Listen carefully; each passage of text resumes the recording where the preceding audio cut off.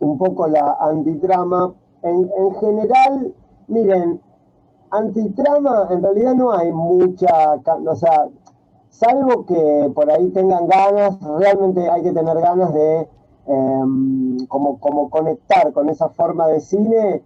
Yo me había notado como los ejemplos que pueden ver de antitrama así más radical, que está más ligado, yo les diría, al cine experimental, particularmente en dos momentos de la historia del cine. En los orígenes, ustedes recordarán que los orígenes del cine casualmente coinciden, casualmente no, pero coinciden con los orígenes de las vanguardias artísticas, que seguramente la que recordarán sin dudas es el surrealismo. Después había una italiana, un poquito más fascistoide, bastante más fascistoide, que era el futurismo, cuyo director era Marinetti. De hecho, si leen el texto de Benjamin, al final Benjamin repone una de las partes del manifiesto futurista y su oda a la estetización de la guerra. Y si leen el texto de Benjamin también, se van a dar cuenta que por lo menos para Benjamin, una de las vanguardias más interesantes es el dadaísmo, que ya no, ya ahora no, dadaísmo, el dada. Dada.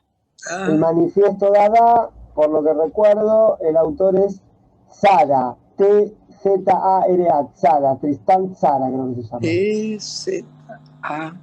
Por lo que entiendo, que hacían como unas cosas medio, como intentaban como demoler la noción de arte. Entonces, por ejemplo, si en una película agarraban fotogramas o fragmentos de fílmico, los cortaban, los metían en una bolsa, metían la mano, sacaban aleatoriamente, los editaban y los proyectaban. Nada, eso, hacían esas cosas que hoy nos pueden parecerme una pavada, porque en realidad, hoy por hoy, cualquiera, si ustedes usan Instagram y van pasando las historias, medio tienen una experiencia medio dada, yo les diría, porque ven una persona, otra comiendo una tostada, cosas que no le interesan a nadie, pero que arma medio como un palincesto, medio como un pequeño como relato. Bueno, y después, bueno, una de las más así, hola Esther, ¿cómo te va? Una de las más conocidas también es una película, véanla si tienen ganas, nada, se llama Entreacto de René Clair. Es una película, sí, creo que es de principios del siglo XX, no recuerdo exactamente qué década, que también o sea, está cercana al Dada, como la vanguardia. Y después, obviamente, imagínense qué año estamos en el 20, en el 30, o sea, 10, 20, 30, 30, 40, la humanidad, sobre todo Europa, no estaba para hacer pelotudeces, estaba preocupada en cosas realmente importantes, entonces no hubo vanguardia, digamos, en la época de guerra o de entreguerras, si bien, digamos, seguía bien, qué sé yo, supónganse, hubo el teatro de la biomecánica de Meyerhold, que no sé si les suena. Meyerhold, les suena como, es un director de teatro que era como el antagonista de Stanislavski. A Meyerhold lo terminan matando el estalinismo, digamos, lo termina fusilando en esos juicios tan transparentes del estalinismo, por formalista en realidad. Ustedes saben que el régimen soviet, digamos, proponía un arte más ligado al realismo socialista, justamente. Por eso Einstein era perfecto, de alguna manera. Entonces, a partir de, o sea, años 30, 40 y 50, por lo menos yo no recuerdo ninguna vanguardia concreta, y después sí, en los años 60 empieza como toda la... Esperen que alguien mandó un mensaje, debe ser del grupo alguien que... Ornella, un toquecín más tarde. Bueno, perfecto.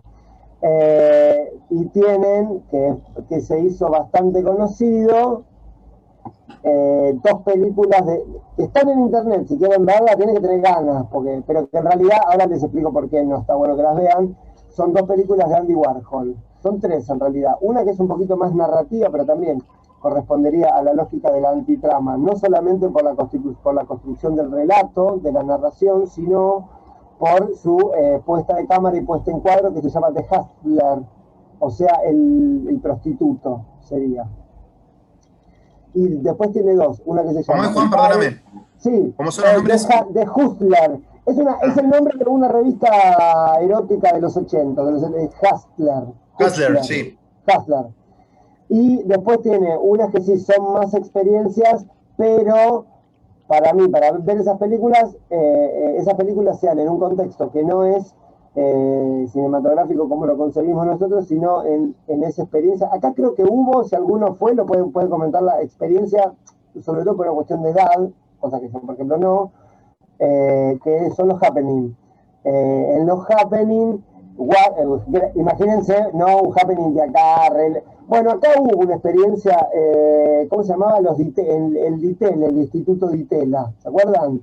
Que Sí, ponían como unas mangueras, sí, ¿se acuerdan? sí. Yo ni había nacido, pero ustedes por ahí se acuerdan. Pero Como Marta unas Minujín, toda mangueras esa época. y hacían llover la calle Florida, un delirio, bueno, hasta que vino un Sí, ganía y tiró toda la mierda. Bueno, a ver, sí, Argentina siempre ese vínculo con la genialidad que tenemos. Bueno, no importa. sí. O sea, el peronismo lo manda a Borges a ser inspector de pastos.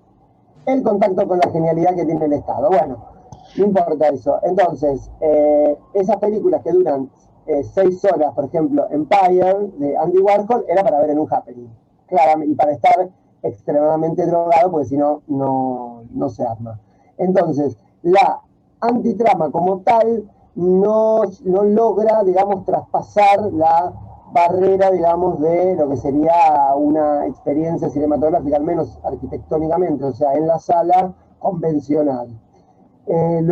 Lo más parecido que llegó a algo cercano a la antitrama es, por ejemplo, la película Gumo, la escribo ya en el chat, en que la escribo, que es una película de Gumo, Eva, no me escribe el teclado, bueno, a ver si ahora me escribe, ahí me escribió. Humo, que es una película de Harmony Korine, creo que ya se las nombré. Harmony Korine es un director, es un creador norteamericano que perteneció, o por lo menos lo incluyeron en un momento, en el Dogma 95, que no fue exactamente una vanguardia, sino que fue un movimiento concreto de gente que se juntó para hacer un manifiesto y para... Gumo es de Harmony Korine, esperen que lo escribo. Harmony Korine, bueno, ahí va. Ahí va. Que es el guionista de una película que yo les recomendé de Larry Clark, que se llama Kids Golpe a Golpe, que es una película americana medio documental, en tanto que Larry Clark es como experto en fotoperiodismo. Vieron que el fotoperiodismo no es igual a lo que es un fotógrafo, tiene como otro tipo de estética. Bueno, entonces, esperen que... Ahí va. Entonces, eso es lo más cercano que yo vi a lo que sería antitrama, que para que lo puedan conceptualizar, la antitrama sería, digamos, un objeto cinematográfico cercano al cine experimental. ¿Por qué se llama cine experimental? Porque experimenta con el lenguaje cinematográfico. O sea, desconoce y discute directamente con todo el canon, ya sea narrativo y ya sea de representación. Hay cosas que son interesantes. Yo les digo, para mí el experto, por lo menos en Argentina, por lo menos el que conocí yo, debe haber otros, el experto en eso es Ricardo Parodi, que da cursos hace un montón de tiempo en el Instituto Goethe, y si no en su propio centro de formación que se llama Centro Imagen, una cosa así. Y él tiene mucho material. Yo cursé con él hace como 20 y pico de años y tenía unas cosas increíbles, tipo películas de Silverberg, que es un director alemán, eh, películas así independientes, no solamente de Andy Warhol, sino de todo el entorno de Andy Warhol, que son inconseguibles. Acá en Argentina él las conseguía, como nada. Para mí es interesante verlo, pero hay que verlo como en un contexto, porque si no, verlo por sí mismo no, realmente no. En principio había que preguntarse para qué uno ve cine. Cuando uno se responde eso, dice, bueno, para un goce estético. Bueno, esto es un goce intelectual, no es un goce estético. Entonces, cada uno habría que ver después si un goce intelectual no corresponde a algo de la estética o si la estética no corresponde a algo intelectual, pero bueno, esa es otra discusión. Pero nada, eso, en principio, eso sería como películas de antitrama, que en realidad uno no se suelen encontrar con eso, básicamente porque el cine que se logró imponer, y lo impusieron efectivamente, fue el cine narrativo, clásico, mainstream, industria cultural, no nada, eso, con personajes, con desarrollo, con historia, etcétera, etcétera, ¿no? O sea, el cine quedó pegado a lo narrativo casi desde el comienzo. Bien, mini trama ya vimos. Sí. Ya vimos, perfecto. Bueno, la clase de hoy. La clase de hoy es, para decir de algún modo, vamos a presentar, vamos a volver a la arquitrama, que lo habíamos visto, no sé si la clase pasada o la anterior. Bien, y vamos a hablar del tema de lo simbólico y lo alegórico. Bien, hago dos comentarios previos para poder dar la clase. Esperen que se conectó Ornella. Ahí va. Bien, el primero es que, digamos, los mitologemas, los mitemas, lo mitopoético, todas esas cosas de las que habla Fareta, que hoy me mandaron el nuevo libro de él, ya lo estoy leyendo, ya estoy robando, ya tengo para robar para los próximos años, básicamente tengo acá para robar. Posiblemente le hago una nota, así que bueno, me mandaron el libro y me estuvo hablando él, me hizo como un scouting, quién era yo, un poco más me da cuánto calzaba, faltaba que me preguntara, bueno, no importa eso. Es una persona, es un señor medio carcamán igual, pero igual es copado, como que creo que le caí bien, así que qué suerte. Bueno, vamos a tomar un poquito de él, un poquito de Jameson. En realidad Jameson lo que retoma es un poquito de Benjamin, de un texto que no les pasé porque es un libro, es el primer libro de él, que se llama El origen del drama barroco alemán, que es la tesis de doctorado, donde hace una diferencia entre símbolo y alegoría, que son cosas que están bastante, que uno medio se las confunde. Hoy voy a intentar, ayer estuve medio todo el día haciendo la clase, porque como no tengo nada que hacer, básicamente hago la clase, o sea, veo un cosito, agarro un librito, veo una película, bueno. Entonces, bueno, primero que nada eso, que todas esas cosas, figuras míticas, narraciones, todo eso implica un saber aparte, implica prácticamente un saber en filología clásica, digamos, que yo no lo tengo al nivel que lo puede tener, no sé, un profesor de, no sé, literaturas antiguas, digamos. Entonces, hay un montón de cosas que obviamente se me van a escapar. Entonces, esto dependerá, esto que vamos a ver ahora, que ustedes lo puedan detectar en un film, dependerá de, por decir de algún modo, el contenido que ustedes tengan. Porque obviamente yo puedo nombrar algunos que son los más conocidos y los que se ven todo el tiempo, pero hay algunos que desconozco, porque pues yo no soy experto en tradición judío-cristiana, entonces hay un montón de, por ejemplo, miren, el otro día estaba leyendo el libro de André Bazin, que creo que ya les nombré, que es el cine. Entonces él comenta que ¿cómo se llama? La diligencia de John Ford es la copia de una parábola que está en la Biblia de el filisteo y el publicano, que termina con la famosa frase: el que se humilla será exaltado y el que se exalte será humillado. Y yo no lo sabía eso, o sea, evidentemente Bazin sí, y entonces hace el comentario, pero yo no lo sabía. Entonces digo, no se asusten con esto de que, bueno, si por ahí hay partes que no entienden, qué sé yo, en todo caso, bueno, será cuestión de ir conectando signos, digamos, y en algún momento llegar a un saber un poquito más ampliado. Pero yo creo que con esto ustedes van a poder empezar a leer esto que yo les voy a dar ahora. Eso por un lado. Así que no se asusten si por ahí no saben, porque de igual forma, ya entrando en tema, se supone que lo simbólico es algo trascendental que atraviesa la historia de la humanidad. O sea que más o menos a uno le suena que esos elementos ya los vio juntos. Si no, no sería simbólico, porque lo simbólico es lo eterno, lo trascendental, casi lo platónico, como ideas platónicas, digamos, en un punto. Algo que no está atravesado, justamente es trascendental, al decir de Adorno, algo es trascendental cuando no está atravesado por la dimensión de la historia. Esa es la gran pelea entre idealistas y materialistas. Sería algo así. Bien, y segundo comentario es que yo voy a dar algunos ejemplos. Como en general, a veces hay como una cosa que y tal película y tal, yo no lo sé todo. O sea, sé algunas cosas no las sé. Entonces digo, no, o sea, no, y aparte no sé si están todas las películas esto, porque a veces pasa que uno absorbe un concepto y lo quiere como aplicar en todo. Bueno, no se aplica en todo, o por lo menos si se aplica en todo, hay que hacer un estudio pormenorizado. Yo tengo algunos ejemplos, no los tengo todos, así que bueno, eso se los digo porque y si pasa esto y no lo sé, a veces que sé y a veces que no sé. Ya se los digo para que no, porque por ahí queda como extraño. Dice, pero pasa esto en esta película y tendría que ponerme a ver. Seguramente una película Hola, hola, hola, de. perdón por el Ahí retardo. va. ¿Cómo andás? Bien, bien, disculpen, disculpen. Todo bien.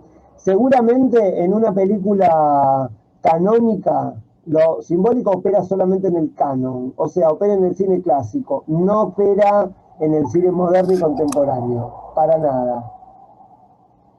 Ahí va, listo. Bueno, entonces, vamos a lo simbólico, a ver cómo lo podemos trabajar. Bien, entonces, el carácter simbólico en una película, en un film,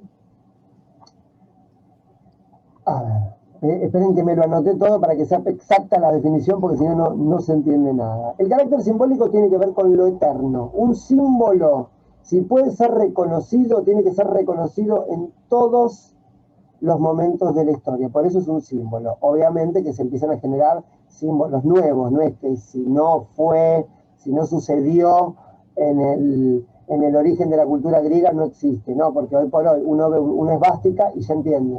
Eso es un símbolo, ¿no? Eso sería un tipo de símbolo. Entonces, el carácter simbólico de un trabajo audiovisual y de otros también, porque puede pasar también en la pintura, sobre todo en la pintura del Renacimiento, por ejemplo, o en la pintura cristiana, por ejemplo, procede de la construcción de un signo. Esto significa lo siguiente: ustedes ven una película X y puede ser que haya una figura, un motivo o un tema, tanto figura, motivo o tema, que a ustedes les parezca que ya lo vieron, que está trayendo la parte superficial. El símbolo es el Cymbeline, ¿no? Cymbeline es una moneda de dos caras que se parte así y cada uno se lleva una mitad. Eso es un símbolo. Entonces, como primera medida, el símbolo es un signo que está compuesto por dos elementos, básicamente. ¿Está bien? Entonces, lo que nosotros vemos en la película materialmente o perceptivamente, digamos, es como la materialidad. ¿Cómo es esa materialidad? Yo puse así, que es material, o sea, son elementos materiales, orgánicos y que tienen que estar anclados en la diégesis.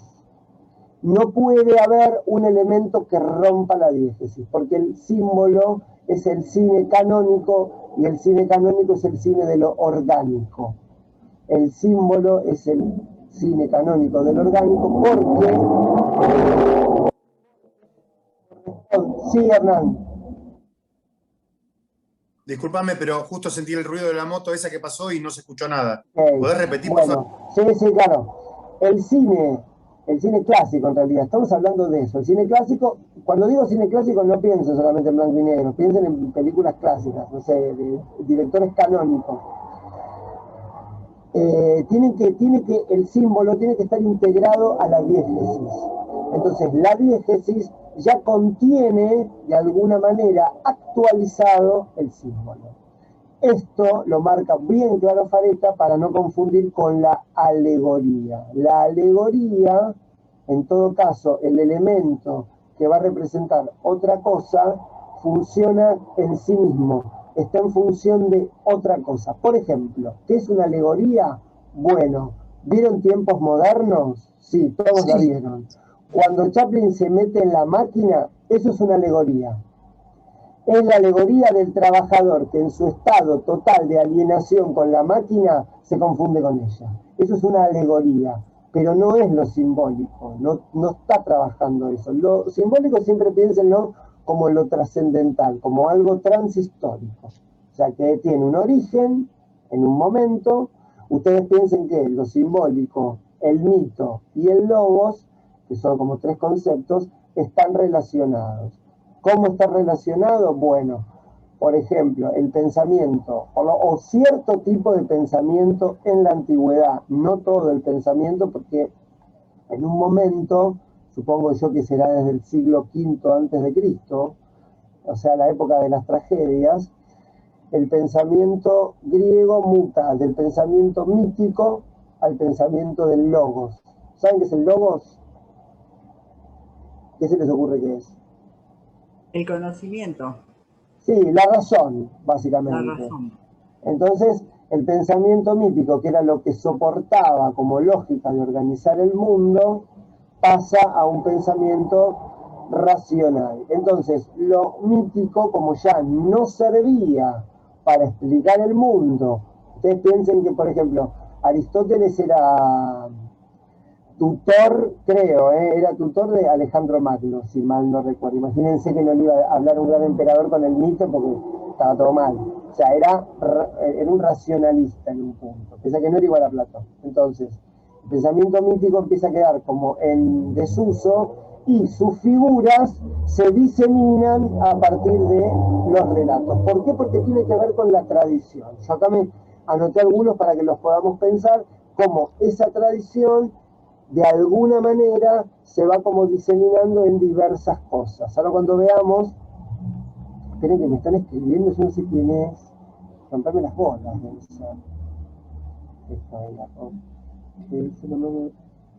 bueno, ahí va. Entonces, hasta acá vamos bien, porque voy muy rápido, ¿se entiende bien? Sí. Bueno, Vamos bien, Juan. vamos bien, bueno. Una Estamos pregunta. mal, pero vamos bien, dijo Menem.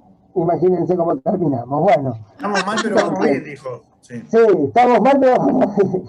Es un genio, es un genio. Bueno, entonces, ojo, acá hay un detalle. Sí, Salvador. Es esta, sí. Si nos remontamos a la película, por ejemplo, que, como hablaste del renacentismo, Sí, Miguel Ángel estuvo pintando la Capilla Sixtina. sí, Cuando vos ves la película, sí. está remontando a ese tiempo, y en el lugar. Es ¿Qué algo de película? la vida de Miguel Ángel, por ejemplo. O sea, Ok. No, espera, estaba no, pintando la no. Capilla Sixtina. Sí, Bueno, en ese momento fue un encargue hecho por un papa, pero no importa, sí, estamos sí. hablando de los tiempos, vos me dijiste que según lo que estamos viendo, nos transporta Ujú. al modelo de vida, que se está usando. Se usaba ese tipo de pintura Sí. y aparte tiene todo lo que describía en esa pintura. Ok. Mirá, no sé cómo será la película de la vida de Miguel Ángel, pero lo que te digo es esto, que digamos, el símbolo en el cine por lo menos opera de la siguiente forma. Suponete, a ver si se entiende, no importa que materialmente la diégesis tenga, por ejemplo, a Miguel Ángel, que es un personaje de la historia que el cine cuenta y vemos cómo pinta la Capilla Sixtina. Eso es como lateral. Lo que yo diría, bien, aquí operan, aquí el símbolo es operativo, es si la película de Miguel Ángel me muestra alguna figura, algún motivo, alguna situación del orden del mito. Lo pongo como ejemplo, a ver si logran entender. La característica del doble, esto del doble, que es una figura que toma Freud en Lo Siniestro, Jekyll y Mr. Hyde, o sea, Stevenson, o sea, siglo XVIII, que ya aparece en la Ilíada, que recrea Poe y Hoffman. Bueno, esa figura del doble tendría, digamos, corresponde a la dimensión del símbolo, del mito, y que en realidad el que lo completa es el espectador a partir de un saber que puede tener o no. Eso sería. Entonces digo, no importa qué pase, digamos, diegéticamente o dramáticamente en el relato, sino la película, sin advertir que está trabajando dentro de la operatividad del símbolo, simplemente pone estas figuras que el espectador reconoce, digamos, y arma un sentido total. Eso sería para mí la lógica del símbolo, digamos. Por eso es que yo les digo que cada vez eso se va perdiendo más, porque cada vez, me da la sensación a mí, quizás, díganme si me equivoco, si conocen gente más joven, que cada vez hay como menos instrucción en determinados elementos de la tradición. Entonces es medio complicado. De hecho, yo, cuando empecé a trabajar este tema, tuve que ponerme medio a tiro, porque yo no lo vi en el colegio ni nada, supongo que antes sí, o que antes algo más se vería, ahora no se ve nada, y entonces uno pierde como el referente. En todo caso, uno ve lo que Fareta dice es que una película que trabaja con lo simbólico, si uno no tiene la capacidad o no tiene el contenido para completar el símbolo, la película se entiende igual. En todo caso, yo veo Terminator y veo un robot, No veo el mito del Golem, por ejemplo. No veo el mito de Jesucristo en Terminator 1, por ejemplo. Supónganse que yo no tuviera formación, no sé, en catequesis o judío-cristiana. Entonces esa parte no la entiendo. No importa, pero la película se entiende igual. En cambio uno ve una película de cine moderno de Tarkovsky y la película arma un acertijo visual donde lo que vemos en la película está en representación de otra cosa. Es como que la película te obliga a un sentido alegórico. ¿Se entiende esto? Porque esto es como medio clave, digamos. El cine más poético en general, moderno, digamos, trata de trabajar con la alegoría, más no así con lo simbólico. ¿Saben por qué creo que es así? Por una cuestión política. Porque a partir del siglo XIX, a partir de cierta filosofía, si quieren más, yo les diría desde Marx en adelante, que Hegel creo que era un tradicionalista, si no me lo dicen, o sea, es un filósofo moderno, pero yo creo que era más un tradicionalista. A partir de el marxismo, como que las filosofías o los sistemas de pensamiento se estructuran a partir de cortar con la tradición. Porque la tradición coagulada en lo que serían los órdenes ecuménicos, o sea, la iglesia, digamos, era como el factor fundamental de la opresión que se desplaza del poder de la iglesia en relación al poder de los feudos al poder del capital. ¿Se entiende esto? ¿O les parece un quilombo? Díganme si les parece un quilombo, porque yo por ahí no se entiende nada, ¿no? ¿No? Sí. Bueno, nada. Quizá no tenemos la demasiada instrucción, como vos decís. Quizá no. No, pero ustedes fueron al colegio cuando en el colegio estaba bueno ir al colegio. Ahora no estaba bueno ir al colegio.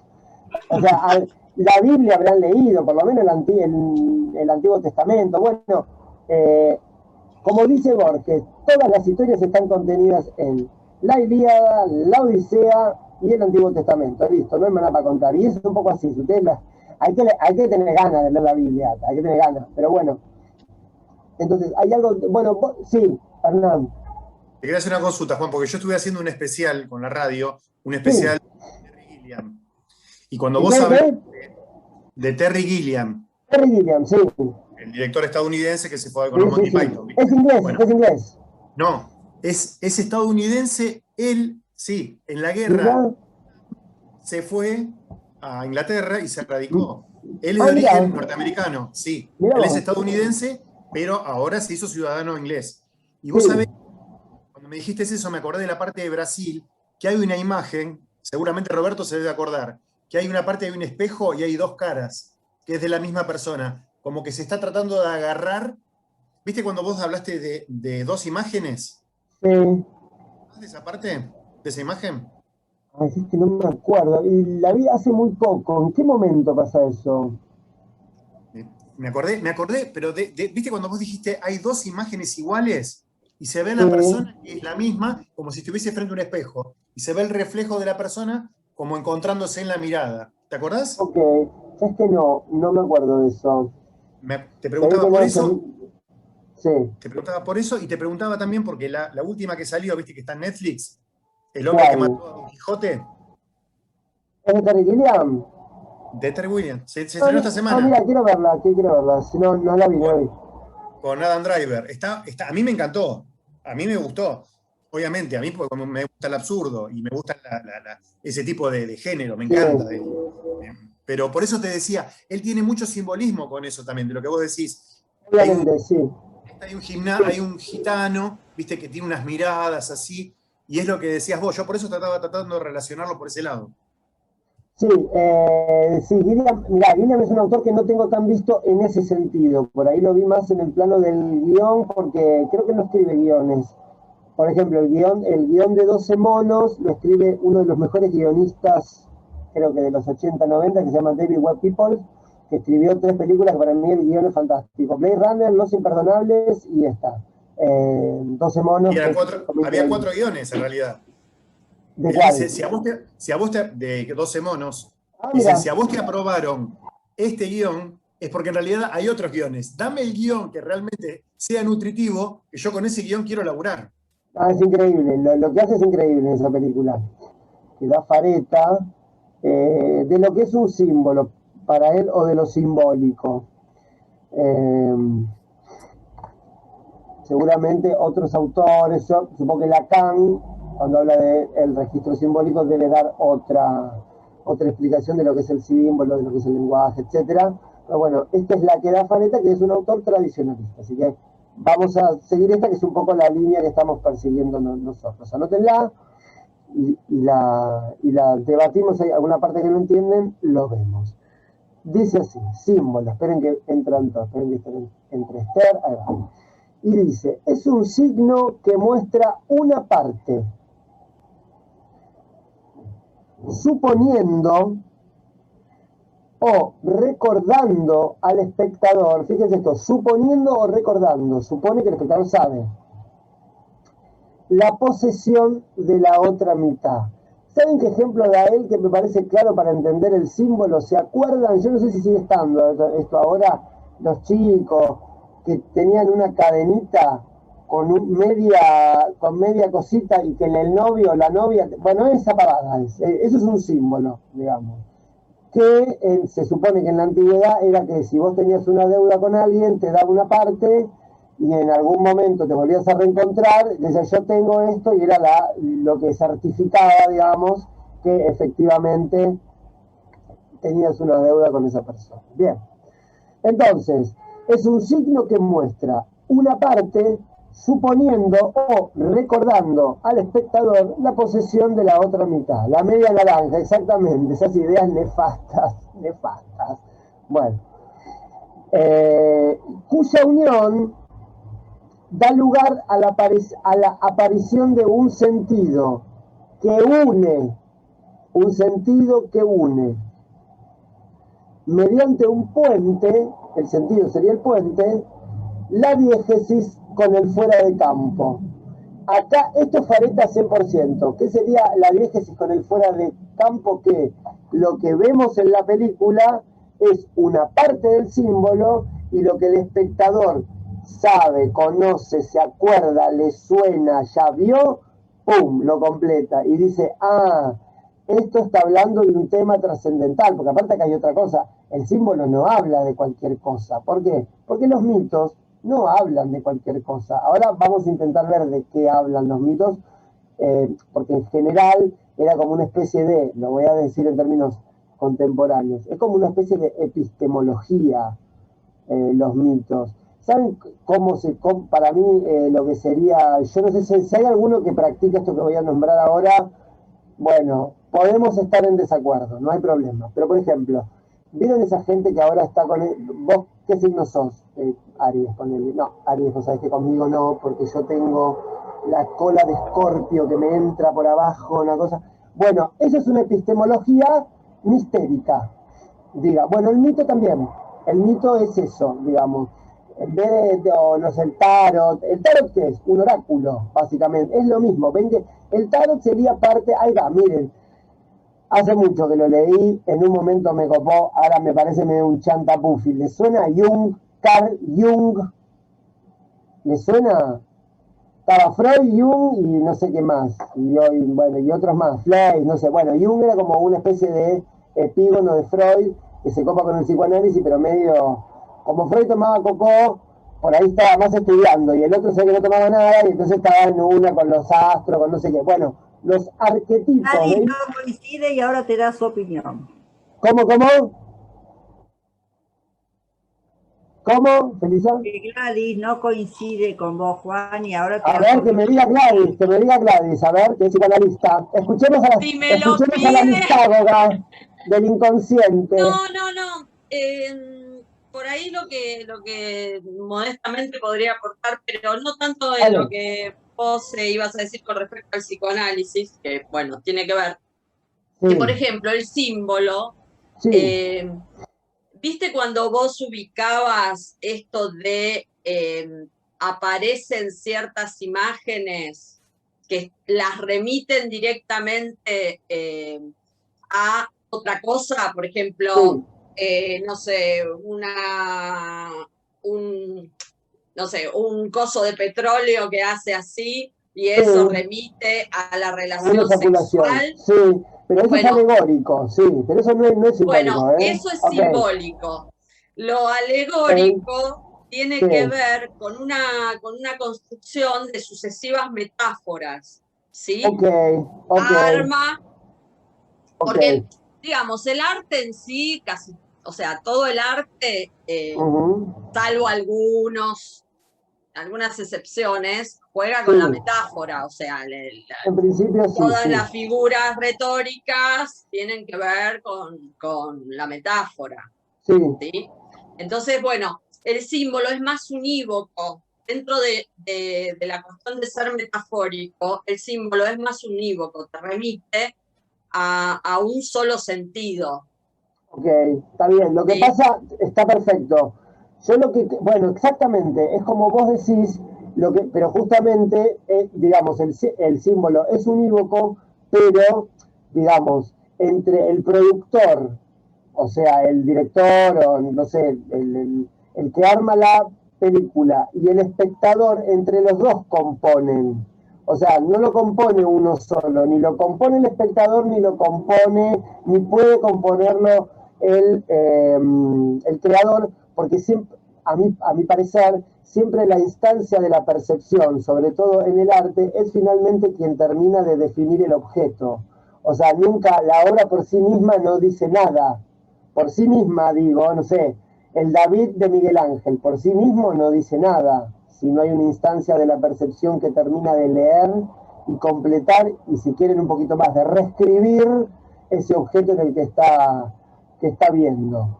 Entonces, está muy bien esto que vos decís. Claro que Justamente esto es lo que da la universalidad del arte, ¿no? Porque los exactamente. símbolos, al ser unívocos, Esperá que me lo voy a anotar porque trascienden. voy a hacer un comentario. Espera un cachito, esperá.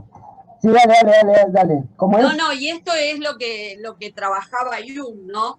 Cómo Sí, se transmiten inconscientemente cuestiones que tiene que arquetípica, ver con sí. esto, ¿no? Con toda la mitología, etcétera, etcétera. Exactamente. Mira, es una postura esa. Con respecto a lo que vos decís con la universalidad del arte, está muy bien, por eso el cine es el primer, quizás el único, arte de masas a nivel mundial, ecuménico, donde ahora no tanto, pero en un momento se estrenaba una película y era un efecto a nivel mundial. Quizás eso fue reemplazado por la televisión, puede ser, pero era como un fenómeno mundial. Si era un fenómeno mundial, el cine clásico tenía que trabajar con símbolos que fueran conocidos por todos. ¿Por qué? Porque una película se filmaba en Estados Unidos, pero se iba a ver en Buenos Aires, en Brasil, en Chile, no sé, en Roma, y tenía que ser comprendida para todos. Obviamente no todos iban a entender lo mismo, pero esos símbolos son como si yo les dijera occidentales. Yo no sé qué podría pasar, de hecho, la verdad que no tengo mucho saber o sapiencia con respecto a eso, por ejemplo, con lo que sería la simbología oriental. Yo no tengo idea, pero seguramente es distinta. Un Sí, ejemplo que te quería dar, perdóname, Sí. Un ejemplo que te quería dar de lo simbólico y de la universalidad de lo simbólico es, por ejemplo, cuando vimos la película Con ánimo de amar, que es Sí, oriental. Por ejemplo, nosotros vemos que ellos comen, no me acuerdo el nombre de esa pasta que es como un pañuelito relleno. sí. Ellos comen, ¿no? Y es algo totalmente tradicional, ¿no? Pero Claro, cuando nosotros vemos, nosotros podemos desconocer que esa es una comida tradicional, pero cuando totalmente. nosotros vemos que ellos comen eso y eso aparece en otra escena y eso aparece en otra película del mismo modo, Exactamente. inmediatamente hacemos esa conexión de esto, ¿no? De que es tradicional, que tiene que ver con la nutrición, que tiene que ver con los antepasados, y directamente Lo nos remite, entiendo. no necesitamos. Yo quiero que quede claro algo. Está muy bien eso que decís. Igual habría que hacer esta salvedad. El campo de lo simbólico es el campo de como para que quede bien claro, las ideas en el sentido, si quieren, religioso, cristianas, platónicas. Ese tipo de ideas operan en lo simbólico. O sea, ideas trascendentales. Pues si son ideas trascendentales, no están atravesadas por la dimensión de la historia. Si no están atravesadas por la dimensión de la historia, entonces son incorruptibles y eternas. Entonces, está muy bien eso que vos decís, pero digo, cuando nosotros ahora veamos alguna, por ejemplo, alguna figura o algún motivo simbólico trascendental que fuera en una película contemporánea, por ejemplo, que es el ejemplo que yo les traje, Tiburón, el hombre versus el hombre en una nave versus son un monstruo marino de gran dimensión, que eso se ve en la Odisea y se ve en Tiburón, 2500 años de diferencia, bueno, es porque el tema que está trabajando es como trascendental. Para decirlo así en forma, digamos, como sintética, es el hombre versus su imposibilidad frente a la naturaleza. ¿Se entiende? Ese es el tema trascendental. Entonces, después sí, por supuesto que hay cosas que tienen que ver con la tradición, por ejemplo, una tradición local. Lo que dice Gladys, uno ahí pesca y dice, acá debe haber algo de la tradición en Hong Kong, que yo me estoy perdiendo, pero esto debe ser tradicional. Imagínense no sé, un vietnamita, qué sé yo, viendo Nueve Reinas. No va a entender todo exactamente bien, no lo va a entender, pero va a entender que eso es algo que tiene que ver con nuestra cultura. ¿Se entiende esto? O más o menos. Igual les digo, por supuesto que todo esto tomémoslo también en su movilidad. Porque, por ejemplo, cuando estuve recabando información de los materiales que tengo, por ejemplo, entre símbolo y alegoría, aún grandes escritores, no yo que soy un lumpen, grandes escritores, no se ponen de acuerdo bien cuándo es simbólico, cuándo es alegórico, se confunde un poco, están un poco confundidos, o sea, no hay exactamente como una toma de posición con respecto a eso. ¿Se entiende hasta acá? ¿Estamos bien? Bueno. Yo creo que lo simbólico lo marcaste de entrada con la esvástica, Sí, lo marcaste, si hubieras dicho una cruz es un símbolo, y si hubieras dicho la paloma blanca que te refleja la paz, exactamente. si hubieras dicho la estrella de David, ya te vas a meter en el holocausto y en toda la historia de la historia judía. O sea, Exactamente, lo que me parece, estás viendo lo opuesto ya, que se está empalmando con la estrella de David, con el holocausto y con toda su historia. Y si ves la cruz, exactamente, una cruz, vas a pensar en toda esa época, se está empalmando perfectamente como dos mitades de naranja, como dijimos recién, ¿no? exactamente, es así. De hecho, uno podría pensar que casualmente un régimen fascista como el nazismo, como símbolo, busca una cruz. Podría haber buscado cualquier cosa, pero toma una cruz. Porque la cruz significaba algo para todo Occidente, significaba como cierto tipo, y entonces van a ese elemento, ven ahí opera lo simbólico. Hoy por hoy, de hecho, yo les diría que para, por ejemplo, una tribu perdida en el África o en Sudáfrica, uno le muestra una esvástica y no le significa nada, porque no tiene los referentes para saber qué significa. Lo que yo me preguntaría es por qué para nosotros significa el mal. No, de hecho, Juan, Mejor perdóname, de dicho, hecho, ¿por qué solo eso significa el mal? Sí, sí, Hernán, dime. la esvástica es un símbolo que venía, creo que de África. Egipto, Claro. es Egipto. Ellos la adoptaron como un símbolo, igual que el águila. El águila venía de representación de Roma, de un imperio. Exactamente, Ellos exactamente. Claro. Exactamente. Bueno, pero fíjense cómo se trafica con los símbolos, o sea, lo importante que es. Porque a mí me da la sensación, un poco armando esto pensaba, decía, bueno, ¿cuántos símbolos? O sea, uno es también en un universo simbólico, para decirlo así. Todo el tiempo estamos... ¿Cómo? Fíjate algo, que la esvástica Sí, te transporta al Tercer Reich, sí, pero al mal. el símbolo Sí. fascista, hay muchos que no lo conocen y no te transporta al fascismo. Y no, ¿qué, el italiano? ¿Eh? ¿Cuál es el fascismo italiano, decís? Sí, el fascismo es italiano. Sí, producción 100% italiana, como la mafia, está bueno igual. Correcto, pero si vos llegás a ver el símbolo que representa el fascismo, que es un estandarte romano, Sí. si vos lo pones, nadie lo identifica como símbolo. Nadie va a decir, la película se trata de eso. Por supuesto, es un símbolo tan fuerte como la esvástica, tan fuerte como la estrella de David. Pero nadie lo reconoce porque no sabe. Si les pregunto a todos, yo creo que no sé, Hernán, con todo respeto, si sabes cuál es el símbolo fascista. Para que Roberto cuando Roberto levanta la mano, yo me agarro de la mesa, sí, porque vi. Sí, los muchos. Perfecto. Como si fuera una hacha, como si fuera una hacha. Y el símbolo... Lo que pasa, sí, está perfecto, es eso, está bien. Lo que pasa que, bueno, digamos que el símbolo nazi, por variables políticas, obviamente, trascendió y fue elegido como el símbolo del mal, por lo menos para Occidente, digamos, por lo menos para Occidente. Justo el otro día vi otra vez, después de mucho tiempo, la lista de Schindler, ¿la vieron? Vuélvanla a ver ahora, si tienen ganas, está en Netflix.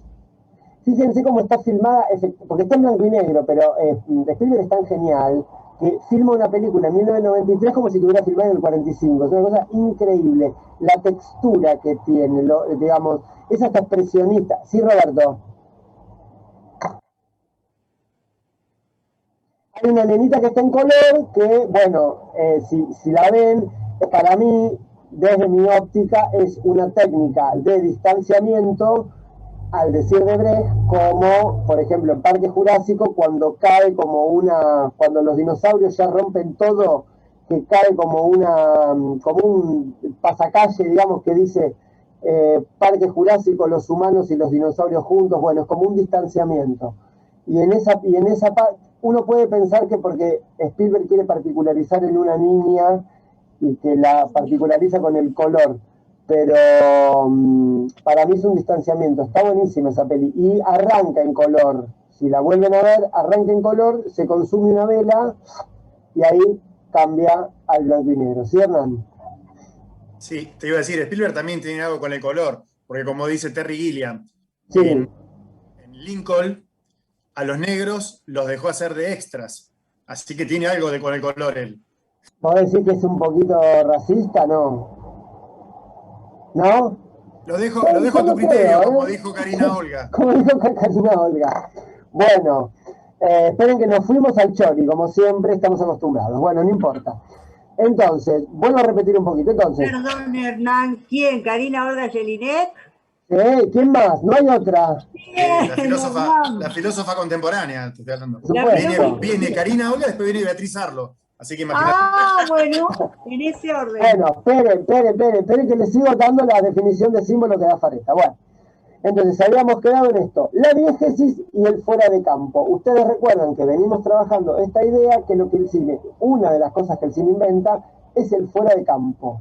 El fuera de campo como espacio que opera directamente dentro del campo. ¿Por qué? Porque la pintura, por lo menos la pintura desde el Renacimiento, digamos, lo que queda por fuera del cuadro no interesa. Aparte no había pintura de caballete. Ustedes saben que la pintura de caballete, o sea, los cuadros que nosotros conocemos son una típica, es una típica invención del capitalismo, digamos, o sea, siglo XVII, XVIII. Antes se pintaba en catedrales, digamos, en murales. En la pintura de caballete, el cuadro es para venderlo, porque no vas a vender una catedral o llevarte una pared. Entonces, bueno, digo, ese tipo de pintura, ese tipo de arte plástica, digamos, no contemplaba el fuera de campo. El fuera de campo en las películas es tan importante como el campo, porque se arma una dialéctica. Lo que acá Fareta dice es que en el fuera de campo está el espectador completando lo que está viendo en la pantalla. Entonces, fíjense que... En la pintura, Sí. eso se llama la profundidad del cuadro. Claro, pero la profundidad del cuadro que la profundidad del cuadro que se da en la perspectiva, que es un invento del 480, bien, que era para darle más realismo, para emular el aparato óptico humano a la pintura, porque si ustedes ven, de antes de la invención de la perspectiva eran cosas planas. No es el fuera de campo, el fuera de campo es esto que me rodea a mí, que está fuera del campo, digamos, esto que está fuera, esto en una película interviene. Lo que pasa que, como nosotros somos cinéfilos y ya lo entendemos, hacemos una lectura y ya damos por sentado que si me están filmando a mí, acá mi cuarto continúa, arriba está el techo, abajo están mis piernas y acá está mi biblioteca. ¿Se entiende? Digo esto, como que... Lo tenés en el cuadro de las meninas.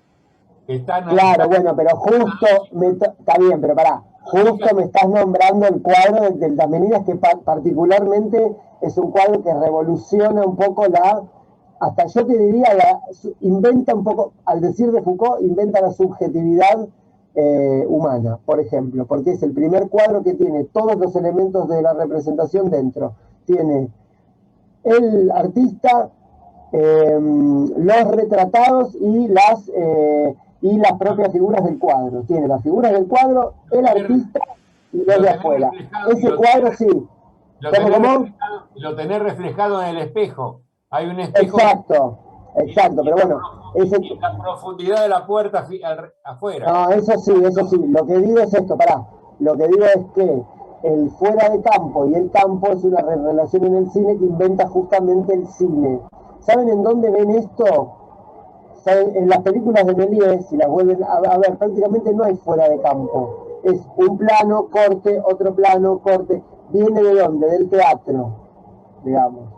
Pero siempre el fuera de campo fue un lugar importante para las representaciones. Si ustedes recuerdan, si leyeron alguna, las cosas más horribles en las tragedias griegas pasan en el espacio off, no se muestran. Porque como tiene un contenido ritual, no se puede mostrar, es obsceno mostrar que Edipo se saca los ojos digamos, en la escena. Eso no se muestra.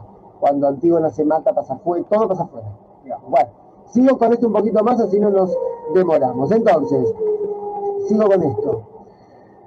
Es el signo, dice Fareta, sigue hablando del símbolo, es el signo en cuanto a su reconocimiento de un estatus propio. O sea, lo simbólico vale por sí mismo, es algo de la tradición que vale por sí mismo. De un estatus propio y es dador de un sentido reconocible, está pasando como un camión afuera, es un quilombo, de un sentido reconocible y recordable exclusivamente en y por la puesta en escena. O sea, lo que Fareta nos dice es que un autor, para generar una operatividad del símbolo en una película, esa operatividad tiene que estar dada en la puesta en escena. ¿Qué es la puesta en escena? Cómo están articulados los diversos elementos en un espacio. Si quieren, sumen puesta en escena y puesta en cuadro, porque el cine tiene puesta en escena como tiene el teatro, pero además tiene por decir de alguna manera, el recorte particular de la cámara, que esa es la particularidad. O sea, Puesta en escena es cuando van al teatro y ven que hay un sillón, una mesa con cierta proxemia con respecto al, ¿cómo se llama? Lo de adelante del escenario, no me acuerdo ahora. Bueno, esa palabra que se me fue. O sea, el proscenio, ahí va, proscenio. Bueno, esos elementos es cómo organizo la escena. La puesta en cuadro es, una vez que organicé eso, recorto con la cámara. Recorto con la cámara para capturar y luego montar y que el sentido esté en el montaje. Por lo menos en el cine clásico, en el cine moderno es otra cosa. ¿Se entiende? Entonces, digo, lo simbólico sucede en la puesta en escena, en los elementos materiales del film, del plano, del, como quieran llamarlo, no sé, del recuadro. ¿Se entiende esto? ¿Sí?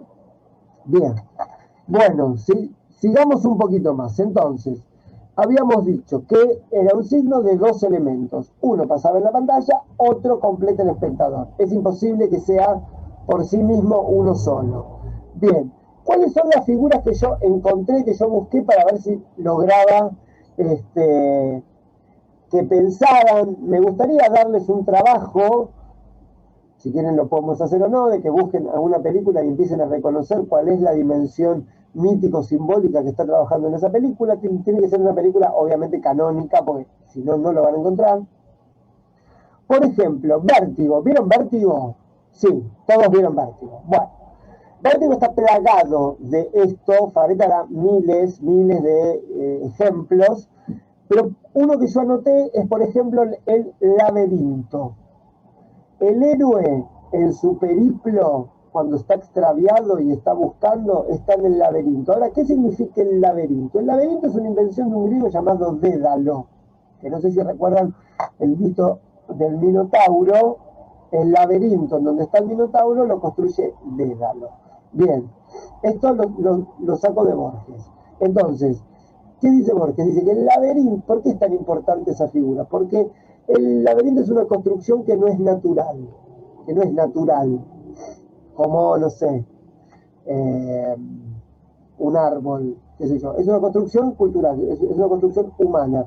¿Y qué metaforiza? Bueno, metaforiza para Fabretá, por ejemplo, la confusión del héroe, que él lo ve, por ejemplo, si ustedes vuelven a ver estas películas y siguen esta hipótesis, hago una aclaración. Una vez que uno toma contacto con esto, después eso lo empieza a ver. Por ahí antes no, digamos, pero bueno, esto pasa. Si ven, por ejemplo, Intriga Internacional, hay un montón de idas y venidas del héroe y bajadas, y va que tiene que ver con el jardín de los senderos que se bifurcan. Sí, creo que, bueno, Borges el laberinto es su figura, digamos, es una de las figuras con las que trabaja. De hecho, el hilo de Ariadna, al decir de Borges, es el hilo de la razón, donde el héroe no se va a perder porque iba a utilizar un elemento racional para no perderse en esa confusión que es, digamos, el mundo, por decir de algún modo. Acá yo puse, hilo de Ariadna es la razón.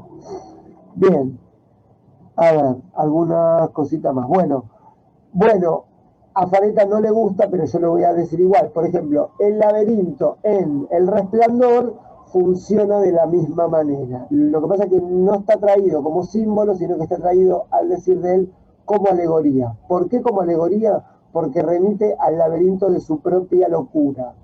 ¿Se entiende? Miren, este es un buen ejemplo, lo voy a tomar para las próximas clases. Nunca se me había ocurrido, eso es muy interesante, eso del resplandor y el laberinto. Claro, sí, que es la propia confusión de su propia locura. ¿Sabes por qué lo dije? Porque en la novela no está. En la novela El Resplandor no está. Lo inventa Kubrick porque Kubrick es un genio del cine, aunque Fabretá lo odia porque dice que es alegórico. Bueno, ahí se pone gaga y ya no importa, pero bueno. Él inventa porque se da cuenta que necesita cierto material fílmico para representar la locura del tipo. Y entonces inventa el laberinto que no está en la novela. Pero ahora hablando con ustedes, me doy cuenta, claro, ¿por qué dice que es alegorista? Dice que es un alegorista porque es cierto, el laberinto en El Resplandor no funciona como elemento trascendental, lo cual nos hace pensar que no porque aparezca un laberinto se está trabajando en el orden del símbolo. ¿Por qué? porque ese laberinto está en lugar de la locura del tipo, de Jack Nicholson. Ven que cierra en la propia alegoría, al decir de Fareco. ¿Se entiende esto? Pero sí. En el final no juega un papel importante el laberinto, porque es lo que lo Sí, mata. claro, pero ¿sabés qué pasa? No es un laberinto que corresponde a un elemento de la tradición. Por ejemplo, Matrix, cuando a Neo lo están entrenando, están los laberintos del mundo virtual para convertirse en héroe. Siempre piensen, laberinto, héroe. Si hay un laberinto, hay un héroe que lo va a enfrentar. Pero ahí sí, ustedes fíjense que Jack Nicholson no es héroe para nada. De hecho, queda extraviado en el laberinto. Un héroe no se extravía del laberinto, sale del laberinto. Teseo sale. Vuelvan a leer La Casa de Asterión, bueno, ¿no? Que es un monólogo interior del Minotauro, que es un príncipe, y cuando lo mata dice, no podrás creerlo, Ariadna, el Minotauro ni siquiera se defendió. O sea, ahí sí, el héroe sale del laberinto, si no, no es héroe. O en todo caso, sale transformado, sale con lo que se llama el mitologema, que creo que lo anoté, con la herida del héroe. ¿Se entiende? Siempre el héroe, para ser héroe, tiene que tener una herida. ¿Eso de dónde viene? El talón de Aquiles, chicos, básicamente. O sea, es como un mitologema. O sea, eso está en Faretti, también pueden encontrarlo, creo, si mal no me equivoco, en Levi-Strauss. ¿Le suena Levi-Strauss? Es un antropólogo, creo que estructuralista, es como que inventa el estructuralismo. Y empieza a ver cuáles son los mitemas, ahí está, los mitemas, que son como elementos mínimos para sintetizar un mito. Por ejemplo, no sé, la muerte del padre de la horda primitiva, eso es un mitema. ¿Se entiende? Estamos con esto, los veo confundidos, veo caras al límite con el suicidio, o sea, el suicidio es inminente. No, estamos bien, bueno, entonces, por ejemplo... Juan, sí. Te quería consultar, porque ahora me hiciste pensar que hay una película que justamente es Laberinto, ¿viste la que trabaja Bowie? Es que no la vi, pero puede ser, ¿eh? A ver, contame ahí. Ahora yo la vi hace un montón de años, me la compré hace un tiempo, y ahora me diste ganas de verla de vuelta, porque lo que yo interpreté en su momento no es lo mismo que vos me estás tirando ahora. O sea, hay una chica que se mete, es tipo como Alicia en el País de la Maravilla, ¿te acordás? Sí. Bueno, la historia es similar, pero... Sí, yo creo que mira, la verdad que ahora no recuerdo, pero creo que Alicia podría llegar a entrar en este tipo de, seguramente, y seguramente el laberinto también, es posible, sí, es re posible. Pero sabes que justo no la vi, y son esas películas que uno tiene que ver que no ve, bueno, esa, es para mí. La vida de... ¿Y la película de la vida de Van Gogh? No la vi, ¿cuál? La que ¿La de Vincent Minnelli? No, la que el Van Gogh, el pintor, se termina cortando la oreja. Vive en un laberinto ese. Puede ser, ¿eh? Digamos, es un elemento... A ver, se lo planteo así. Puede ser que aparezca una figura que nosotros creemos que es de la tradición, por ejemplo, el doble, por ejemplo, no sé, un personaje entra en el agua y sale. Entonces ahí uno ve un elemento de una especie de nacimiento en el agua que es una figura mítica. Ahora, hay que ver, claro, esa es la nueva, Hernán. Hay que ver qué utilización tiene ese elemento en la diégesis, ¿se entiende? O sea, en El Resplandor uno se da cuenta que está utilizado solamente para esa diégesis particular, para esa película particular, y entonces no tiene estatuto simbólico, porque si tiene estatuto simbólico es como si yo les dijera que el símbolo trata de unir la tradición con lo contemporáneo, como con el mundo actual, trata de hacer un cruce. ¿Se entiende esto? No es fácil igual, y les digo más, no es fácil y tampoco es tan exacto, porque estamos en el campo de la creación. O sea, por ahí el autor recurre a una figura, qué sé yo, por ejemplo, que James Cameron dijo, no sabía qué hacer en cierta escena, tuve que recurrir a Romeo y Julieta, de ponerlo a él arriba y a ella abajo, porque no sabía qué hacer. Y bueno, esas cosas suceden, digamos. Digo, ¿se entiende esto más o menos? Por ahí son como particularidades. Como les dije al principio de la clase, no vi todas las películas y no tengo tan claro este elemento en todas las películas. Hay algunas que son más visibles, algunas que vi, algunas que estudié y otras que no. Bien, continúo un poquito más. Por ejemplo, que ya lo dijimos, el doble. Por ejemplo, figura del doble. Esta es una figura mítica. ¿En qué película se ve eso? Bueno, Jekyll y Mr. Hyde. Por ejemplo, una actualización más moderna, igual no es tan mitológica o tan simbólica. Contracara, Face Off, el doble. Ahora, el tema es esto. Siempre cuando vean un elemento... Perdón, sí. ¿qué dijiste? ¿En qué película del doble que no te escuché? Contracara, que se llama Contracara, que es con Nicolas Cage y John Travolta, que se llama Face Off. O sea, sin rostro, digamos. Que trata esta idea de la dualidad en el hombre, del bien y del mal. En realidad está hablando de eso, básicamente.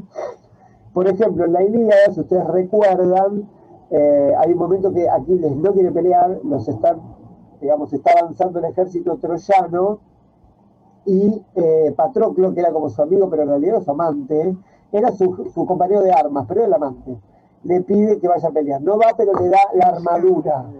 Cuando le da la armadura y lo mata Héctor, lo mata a Patroclo, en realidad lo está matando, está matando una parte de Aquiles. Por eso después la madre tiene que ir a buscar la armadura que le arma Vulcano o Hefesto, según la tradición que tenga. Entonces, este tipo de motivos ya se encuentra por ejemplo, en la Ilíada. El tema de que una persona, igual no sé cuál era el concepto, pero supónganse que uno no era uno, sino que eran dos. ¿Se entiende? O sea, siempre el mundo fue dual, digamos. Bueno, ese elemento de la tradición se continúa hoy con la figura del doble. Claro, cuando va avanzando, por ejemplo, la tecnología, por ejemplo, en el siglo XIX, nos encontramos con Jekyll y Mr. Hyde, porque ¿quién era el señor Hyde? Como una especie de poción que tomaba Jekyll y que lo hacía transformarse en otro, por ejemplo. ¿Se entiende esto, chicos? Pero lo que quiero que entiendan con esto es que un símbolo no tiene un solo sentido, sino que tiene varios. Por ejemplo, el color verde. El color verde puede representar la naturaleza, la pureza, la primavera y la inmadurez. Está demasiado verde, qué viejo verde, no sé, bueno, eso. Digo, siempre tiene un valor dual. Esperen que me están escribiendo en el chat, no sé quién y no sé qué están poniendo y yo sigo hablando. Obi-Wan Kenobi. ¿Quién es Obi-Wan? No, sé quién es. Pero ¿qué pasa con Obi-Wan Kenobi? Porque es un juego de palabras. En realidad, Obi-Wan Kenobi quiere decir 0 es lo que 1 no puede ser. Ok. Mirá vos, ¿cómo tenés esa data? Yo no entiendo. Está bien. Es la primera película que vi a los 4 años. Si me olvido de eso, me tengo que retirar de todo. ¿Cuál viste a los 4 años? Star Wars. Obi-Wan Kenobi con Alec Guinness. No, porque en el 99 se estrenó la que está 77, joven, digamos. 77 en el ópera la vi. Yo no había nacido. Nací 2 años después, no importa. Bueno, no importa. Sigamos. Bueno, otra figura clave, esta es una figura clave, que está en todos los libros de Periplo del Héroe, todo, Descenso a los Infiernos. En Hitchcock, en Vértigo, esto está. ¿Saben en dónde está? Y esto lo declama Fareta. Se está por cortar, así que si se corta y yo lo digo y no se los puedo decir, no lo vuelvo a repetir. No, bueno. Está en la escena donde él, Scotty, la va a buscar a Kim Novak y está todo ese restaurante rojo que está como estallado. Vuelvan a ver porque es increíble. Está todo estallado en rojo. Bueno, eso es una especie de imagen del infierno, por ejemplo, donde ella, que es una creación del mal, porque ella es una creación del mal, ella está creada por ese tipo que lo contrata a él en Vértigo, ella es una creación del mal, tiene que ver con el descenso a los infiernos, que es una figura que ya está en la Ilíada, por supuesto está en la Odisea, y por supuesto está en la tradición órfica, o sea, de Orfeo. ¿Le suena Orfeo?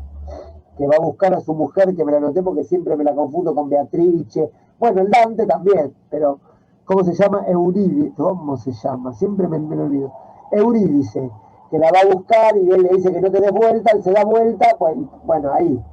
Esa figura también, que tiene que ver con, digamos, con poder poetizar y pensar nuestra propia vida, porque eso es el mito, no es simplemente un cuentito, che, te leo un cuento, es otra cosa. ¿Se entiende esto, chicos? Ujú. O sea, ese es el valor que le damos al mito en el cine, digamos, que es un elemento, un signo que nos permite pensar en algo más allá de sí mismo. ¿Se entiende esto? ¿Sí? Es como para flashearla un poco igual, ¿no? O sea, no es que tampoco es re importante, pero bueno, nada, eso. Bien, hasta acá, ¿alguna preguntita? No puedo creer que no tengan preguntas porque es un tema, es un tema áspero. Es un tema áspero en principio porque tiene como muchas particularidades. La alegoría, Juan. La Alegoría. alegoría. Ahora es que ¿Por dónde todavía no vamos? terminamos símbolo. No terminamos símbolo. Nunca terminamos. ¡Wow!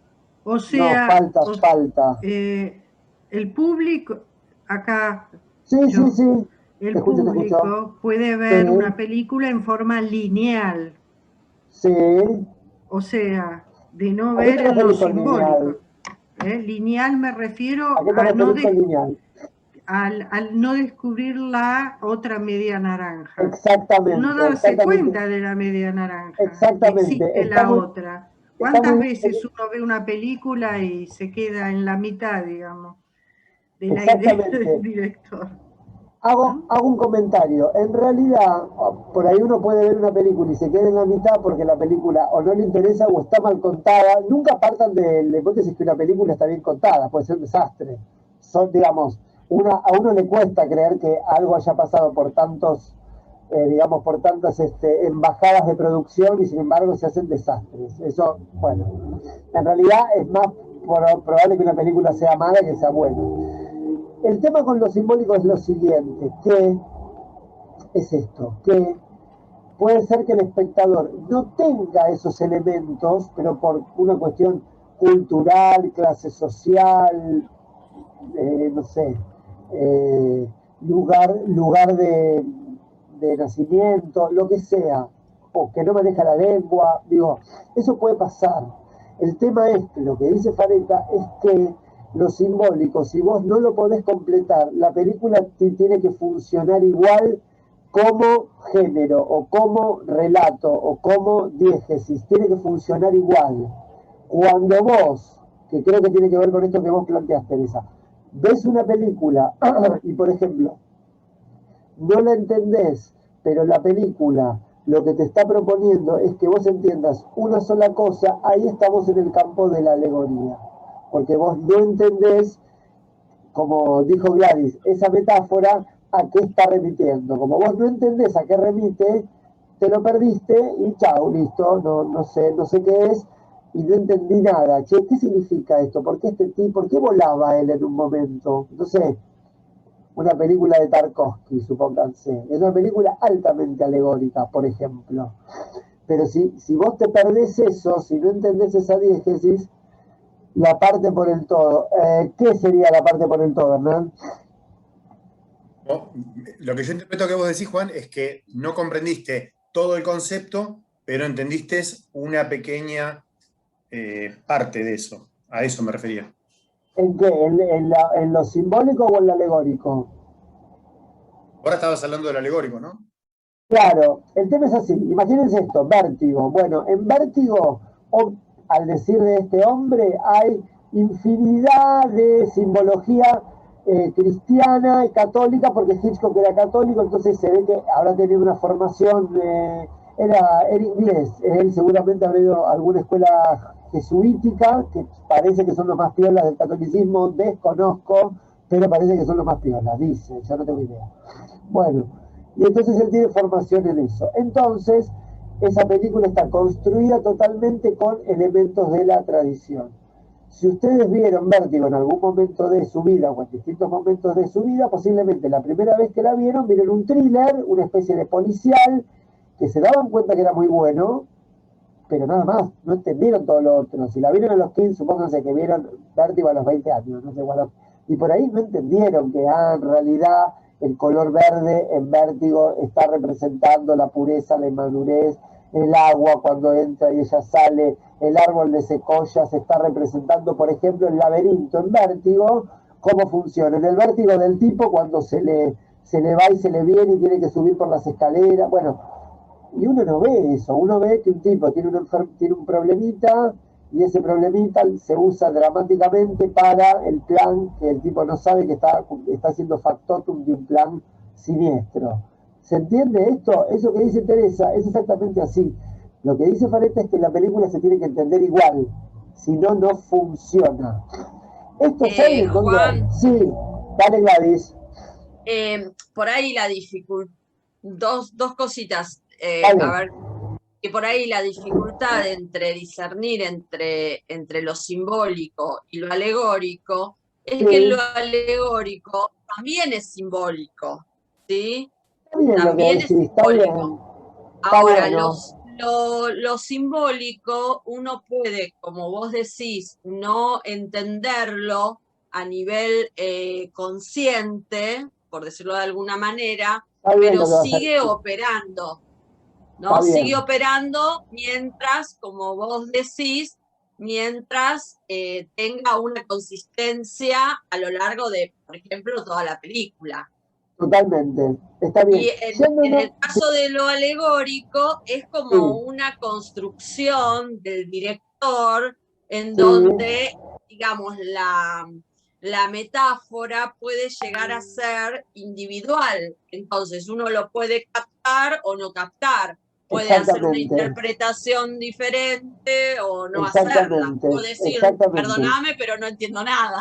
Exactamente, claro. Claro, un cine más poético está más cercano a lo alegórico. Imagínense la alegoría de la caverna de Platón, como para entender que es una alegoría. Son unos hombres encadenados, pero esos hombres tienen domicilio, pagan impuestos. No, son unos hombres que están en una caverna. Ya la diégesis, por decir de algún modo, es extraña, porque es una alegoría, o sea, son pequeñas figuras que están representando a grandes figuras. O sea, esos hombres encadenados frente a una pared que les pasan como unos objetos que son iluminados desde atrás, por eso se llama la alegoría de la caverna. Entonces, esos hombres representan a la humanidad. ¿Por qué? Porque los humanos tienen viven en un mundo ilusorio donde las cosas, digamos, son falsas en un punto. En realidad, las cosas verdaderas suceden en otro plano. ¿En qué plano? En el plano metafísico. Entonces, la alegoría de la caverna funciona a ese nivel. Es un pequeño, como dice Faretta, es un acertijo visual que lo que te permite, con una pequeña foto, remite a otra cosa. Ustedes fíjense que lo simbólico es totalmente lo opuesto. Por lo menos en esto que estamos hablando, en el cine. Digo, que yo lo que veo es diegético. Lo que veo es una diégesis, tiene un verosímil, puede hasta ser de un género. Puede ser film noir, puede ser un thriller, puede ser un melodrama, no importa el género.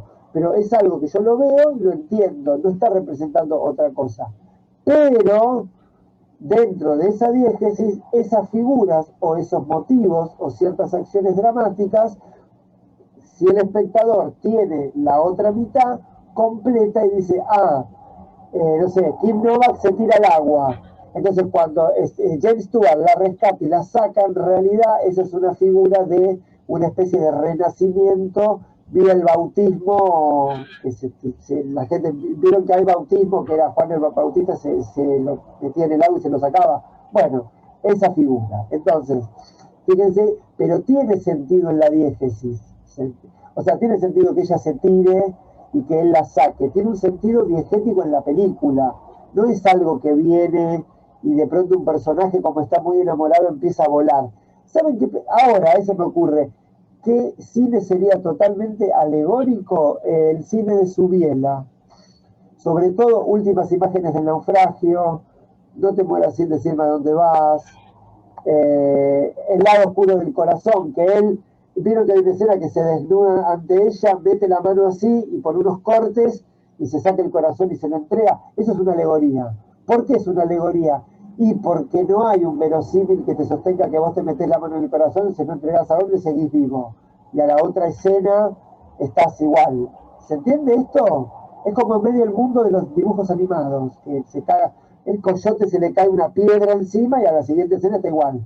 Es un mundo, al decir de sí, preontológico, o sea, no hay, como que no hay materialidad. Bien, hasta acá, ¿cómo venimos? Una pregunta. Sí. Escuchame la música o el sonido Ajá. de una canción. ¿Puede llegar a ser un símbolo y una alegoría al mismo tiempo? Por ejemplo, la canción del Mundial de Italia, Sí. que ya es un símbolo, porque la Sí. Me metes en cualquier encanta. lado. Y aparte es alegórica porque te hace recordar siamo fuori de la copa. Te hace como que perdiste algo. O sea, Mira, la puede meter en cualquier escena donde se pierde un amor, por ejemplo. Bueno, o sea, para mí es un está, símbolo. está bueno esto de decir, yo en realidad para mí, digamos, acá, a ver, el tema es así, es posible que esa canción, particularmente para nosotros, que somos argentinos y qué sé yo, signifique algo, completemos algo, lo que no me parece es que... No, yo lo hablo a nivel universal, no argentino, no como argentino, en el mundo. En el mundo ¿Cómo? yo te hablo a nivel mundial. O sea, esa canción la tirás en el mundo y van a recordar ese mundial. Punto. Sí, yo Además, te digo... ese Sí. mundial termina, seamos fuera de la copa, como que es alegórico porque la encajás en cualquier imagen donde estás perdiendo. Vos, Salvador, cuando jugaba Argentina-Italia, ¿por quién hinchabas? Prefería no hinchar por Nos nadie. vemos la próxima, diría mi psicoanalista. Nos vemos la próxima. Habla ahora, calla para siempre. Claro, claro, mirá cómo se cayó. Mirá, no hablo más. Dijo, bueno, no. O sea, cuando le atajó el penal a Serena, yo no sé de memoria ese partido. Cuando Bengochea le ataja el penal a Serena, ¿qué cara pusiste? No, no, igual te digo algo. Sinceramente, yo no me arriesgaría a unificar, como digamos, símbolos contemporáneos con esto que estamos viendo, porque no sé cómo opera, pero es posible, seguramente, que particularmente el ejemplo que traes vos, que es la canción de Italia 90, por lo menos para mí, no sé para todo el mundo, pero para mí es el tema de la épica del mundial, para mí, porque fue el último mundial, yo el que tenía 10 años, no, ¿cuánto tenía? 10, 11 o 10, no sé, 11, que Argentina llegó a una final y que fue toda una épica, y Maradona con el coso así, y un desastre todo, y la jugaba muy mal y casi nos quedamos afuera, o sea, pero no podría asegurarte que eso funcione como un elemento de que todo el mundo lo recuerde igual. Tampoco diría que es una alegoría. Lo que digo es esto, como para no confundir. Es posible que uno en el lenguaje cotidiano diga, sí, la canción de Italia 90 es el símbolo de la gran gesta de la selección de Maradona, por ejemplo. Pero no, yo no lo uniría a esto, como para no confundir y para que entendamos que cuando estamos hablando de esto, estamos hablando de elementos de la tradición clásica. Cuando digo clásica, digo helenística o más antigua aún. O sea, pero textos del me mito. parece Sí. que por ahí, si Salvador hiciera su propia película, ¿no? Sí. Incluiría esta cuestión metonímica de Sí. esto me remite a esto y me remite al otro, y lo incluyera en su película, sería una cuestión alegórica. Explica qué es metonímico, porque si no, no se entiende nada. Metonímico quiere decir que cuando una representación te remite a otra y te remite a otra. Esto es lo que decías, Salvador, ¿no? Sí. La canción me remite a determinado sentimiento, me remite a Siamo Fuori y me remite a la pérdida, a perder. ¿Sí? Entonces, sí. Esas representaciones metonímicas, una atrás de la otra, genera como una alegoría a la pérdida. Perfecto. ¿Sí?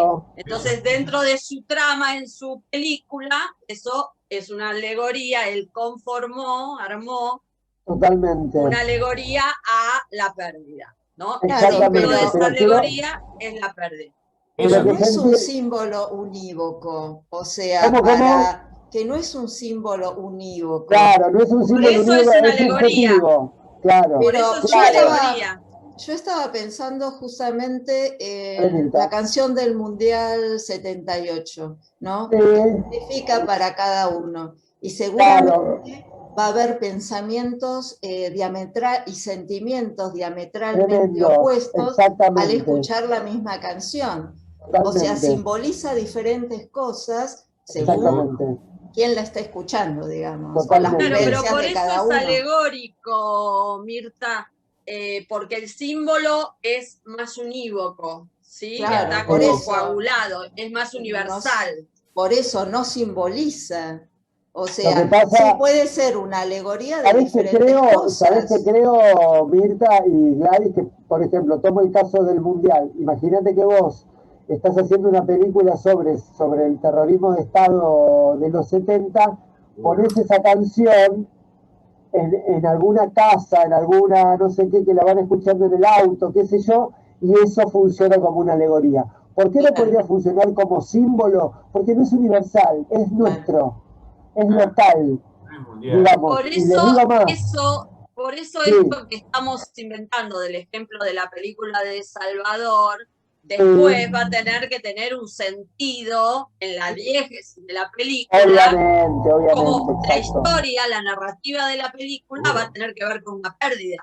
Entonces, por eso vamos a nosotros entender que eso es una alegoría a la pérdida. Lo único que voy a decir es que tengo que informar a las autoridades que uno de mis alumnos se puso mal porque perdió Italia en el 90. Lo tengo que informar.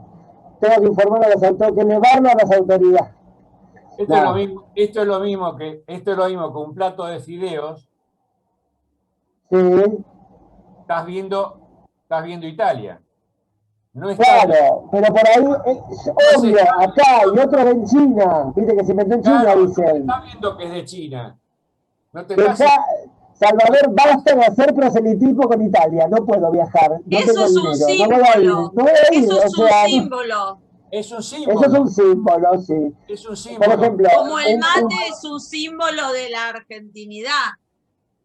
No. Sí, es verdad. Ejemplo, ¿no? Por los uruguayos te lo discutirían. Los uruguayos se matan, por eso dice la salvedad, ¿no? Por ejemplo. No, pero está bueno esto que pensemos un poco que seguramente hay como ciertos elementos que nosotros metonímicamente identificamos como símbolo y por ahí uno cree que el mate es argentino y por ahí un uruguayo dice, no, para mí el mate es mío, por ejemplo, y ya, digamos. Pero es interesante todos estos ejemplos porque por oposición se entiende lo que les estoy explicando yo, que es esto. En una película mainstream, canónica, de industria, para todo público, pero para todo el público, para todo el mundo, por eso los americanos son quienes son, porque ellos piensan para todo el universo, vivo, al decir de Susana, vivo, se tiene que entender y entonces trabajan, ya voy, Roberto, se tiene que entender para todo el mundo, para que se entienda para todo el mundo, por lo menos occidental, porque nosotros pensamos que todo el mundo es occidente, o sea que no, pero bueno, supongamos que todo el mundo fuera occidente, esos símbolos están en la tradición. Sí, Roberto.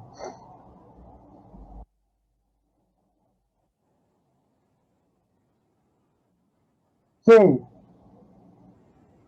Totalmente, exacto. Exactamente, sí, es así. Bueno, ahora fíjense que los aparatos de representación para cada uno son distintos. Por ejemplo, yo reconozco que el mate es todo eso y de hecho yo no tomo mate, nunca tomé. Por ejemplo, no me gusta, no sé. No viniste del campo, Juan, porque sos capitalino. Pero tiene que ver, no, porque no se me dio, es como por azar medio también. Como tampoco sos muy citadino. Soy muy citadino, eso es verdad, eso es verdad. Eso se ve, se olfatea por acá. Soy muy ignorante con respecto a lo que hay detrás de la General Paz, le soy sincero. No, ignorante no creo. Ignorante no, ignorante en el sentido geográfico, digamos. Ahí te traigo el mate mismo. No entiendo, pero está muy bien eso que dicen. Bueno, paren, porque ya estamos en 36, para sintetizar, para que se entienda, di la mitad de la clase, es un grupo muy conversador. Igual está bueno porque si yo tengo que hablar yo es un quemo de cabeza. Para que se entienda bien, igual ya para las clases que vienen, quizás para fin de cuatrimestre, estaría bueno que puedan hacer con el saber que cada uno tenga, no importa, que puedan ver alguna película medio así mainstream y puedan hacer una lectura de qué elementos simbólicos encontraron, cuáles son las figuras, o sea, seguramente si ponen, yo tendría que buscarlo, pero si quieren, ahora con la biblioteca de Babel que uno tiene virtual, ponen elementos míticos y le sale el laberinto, le sale todo. Como para hacer un trabajo. Pero lo que me gustaría, como para sintetizar, es lo siguiente. La dimensión simbólica que estamos hablando es trascendental, es ahistórica, es eterna y es para todo el mundo. O sea, es transoccidental, digamos. No es local, no es particular, digamos, sino que son elementos de la tradición, que por supuesto también no solamente se da en los textos, ya sea narrativos o textos teatrales o cinematográficos, sino por ejemplo se dan en los juegos. Por ejemplo, en la kermés, ¿vieron ese juego en la kermés que alguien se pone así, gira y después tiene que llegar a un lugar medio mareado? Bueno, eso es un elemento de la tradición que remite al laberinto, por ejemplo. Porque ¿qué pasa? La tradición por definición no puede perderse, porque es así. Entonces siempre va a buscar la forma de continuar por la historia de los tiempos, digamos. Entonces es importante empezar a verlos. Obviamente, que si me pasó a mí, le va a pasar a ustedes también, una vez que uno accede a esto, empieza a ver simbología en todos lados. Pero es un poco así, de hecho. Hoy les iba a comentar, el texto de Benjamin, si ustedes lo vuelven a leer o lo leen, el de la obra de arte en la época de la reproductibilidad técnica, Benjamin logra unir elementos de la tradición con elementos de la modernidad y se da cuenta que, por ejemplo, la mirada que él tiene sobre el objeto artístico claramente tiene que ver con una lógica de la tradición, de ver en ese objeto en qué lugar opera la historia. ¿Se entiende esto? Por eso es una cosa más marxista, más complicada, pero anda por ahí el tema, como que en cualquier elemento, en cualquier objeto, en este caso artístico, lo que hay es una dimensión histórica que está en él. ¿Se entiende? O más o menos. ¿Sí? Bueno, si no lo vamos a entender en las clases que vienen. Bueno, estamos y 39. Entonces, dimos la mitad. Si quieren, está en Netflix. Si quieren, para la clase que viene, porque yo lo voy a hablar, vean Tiburón. Está en Netflix. Por ahí ya están re podridos de ver Tiburón, pero vuelvan a ver, yo la vi la semana pasada. Lo vale. Créanme que lo vale. No voy a dar, igual lo voy a buscar para tenerlo, pero no voy a dar la interpretación de Zizek, porque Zizek hace toda una operación sobre la interpretación de qué significa el tiburón. Eso no es nuestro problema, ¿se entiende? Si el tiburón significa el miedo al comunismo, el miedo al capitalismo, el miedo de los... No nos interesa es qué significa. Justamente la dimensión simbólica te sustrae ese problema y dice, no importa qué significa, vamos a pensar la relación de los límites del hombre, o sea, ¿qué es los límites del hombre? La dimensión trágica, el hombre no lo puede todo, versus la naturaleza. De eso, en esta lógica simbólica, es de lo que se trata en Tiburón, que lo vamos a ver la clase que viene, para ver cómo opera puntualmente todo esto en una película. Y me faltan un par de ejemplos más, y posiblemente, como voy a leer este libro porque tengo que hacer una nota, voy a seguir robando descaradamente, aclarando que es un robo, y voy a traer como más ejemplos y eso. Bueno, entonces lo que les voy a pedir es esto, para la clase que viene vuelvan a revisar el material, los apuntes que tomaron.